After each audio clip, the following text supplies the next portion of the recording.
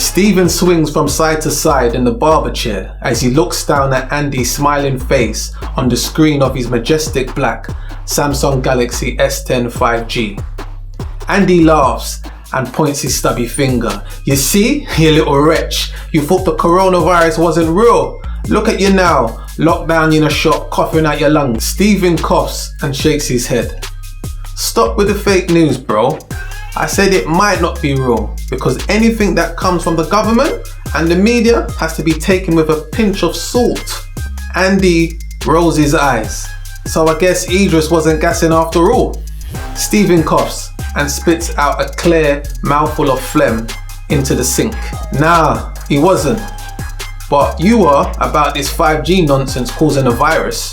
Andy changes the angle of his phone, bringing into view a close-up of one side of his face.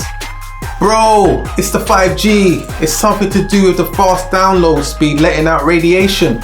I saw some white man talking about it on WhatsApp. Stephen sucks his teeth. Cuz, you need to stop listening to foolishness on WhatsApp. Listen, the radiation that 5G emits is non-ionizing, and he brings his face into full view. What does that mean? It means the radiation that it emits is too weak to break chemical bonds, kill cells, and cause DNA mutations. There is more electromagnetic radiation from the sun than 5G. Andy shakes his head. Bro, that's what they're telling you. Come on, it's a setup. The Bible done told us about the mark of the beast. The only beast that has caused this pandemic is the raw beast that some Chinese people have been eating in China. No, the beast I'm talking about is the chip that they're going to inject into people and tell them that it's a vaccine to protect them from this virus. Stephen inhales deeply and feels a sharp, dull pain in his stomach. He grits his teeth and says, so are you telling me if this virus is killing you, you're not gonna take the vaccine? Nope, I'm not taking the mark of the beast. Stephen shakes his head. This is why religion is so evil. You would rather die than let science save your life. Is that how little you value living? Andy says, it's not that.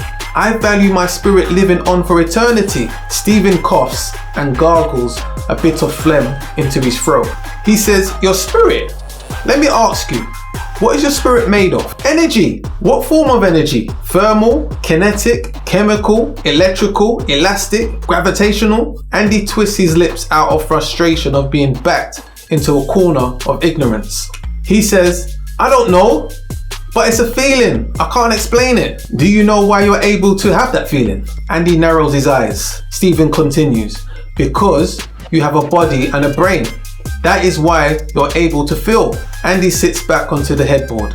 So, you don't believe we have a spirit? I'm not saying that. We do. So what is it made of?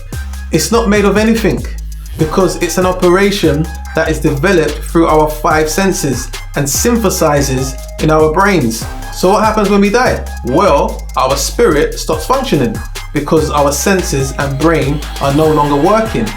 And then we transform into an inanimate, eternal entity. Andy pulls the phone away from his face.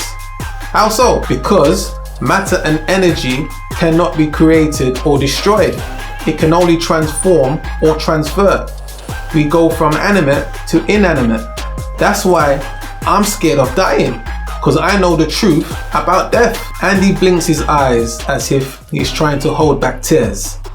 I don't believe it. I can't believe it.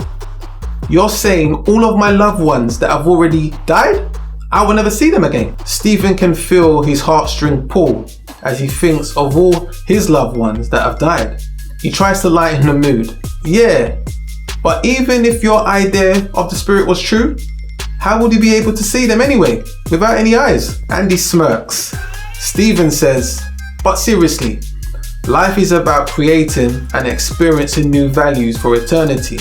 And we'll never be able to do this if we don't put down this archaic, death-worshipping mentality instilled into us by destructive religions. Stephen coughs and spits into the sink. We have to step into the civilization of the universe and create technology, whether that be nano and/or AI, to save and preserve human volitional conceptual consciousness. i.e. the spirit. A message rolls down onto Andy's screen. His eyes pop out of his head. Oh no, I can't believe it. Bro, I got to go. Love can be made on the hands. You can find your lover on the hands.